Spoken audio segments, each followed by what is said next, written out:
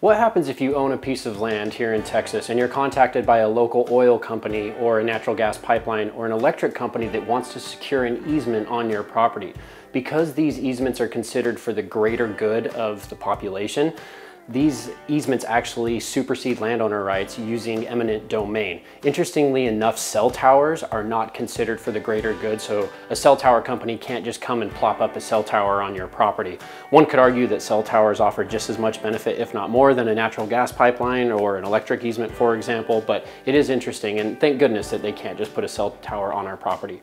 First and foremost, I highly recommend that you contact a good local attorney that specializes in eminent domain cases in your area. Some local ones here in the Austin area are Jackson Walker LLP or Mars Ellis and Hodge LLP.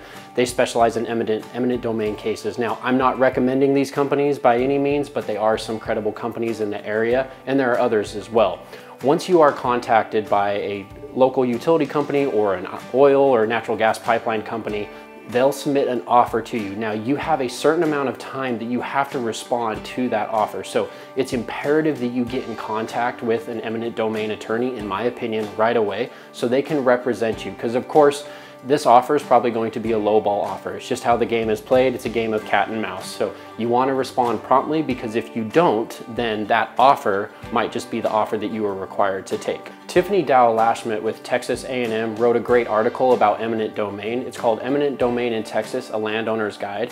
And in this free article that you can download off of Google, it's about 40 to 50 pages in PDF format. She discusses the various items that you might be able to negotiate as the landowner. For example, if an oil pipeline is going to put a pipeline on your property, what is the depth at which they'll bury that pipeline? Of course, they want to go as shallow as possible because it costs more money to go deeper, but you can negotiate that. You can negotiate the actual width of the easement, maybe the type of material that's used for the pipeline.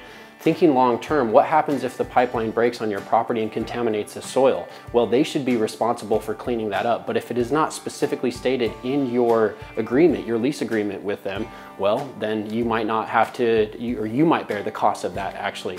Also thinking ahead, and we ran into this recently with a property that we purchased in San Marcos. There was a natural gas pipeline that was built and constructed in the 70s, and it has since been abandoned for almost 15 years.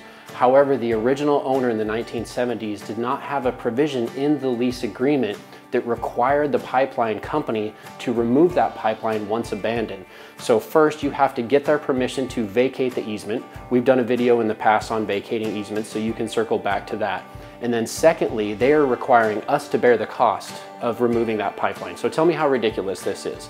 They have the pipeline on our property. It's been abandoned for 15, 20 years, but we have to bear the cost, which the minimum bid was $52,000. So you want to make sure that you are setting yourself up properly. Work with a good eminent domain attorney in the area that can really help you navigate these leases, because these pipeline companies, these electric companies, they have an army of good attorneys that are going to only benefit them, of course. Follow us for more tips, and if you're interested in learning more about us, feel free to visit us at landsaletx.com, or you can call our office at 512-333-CALL.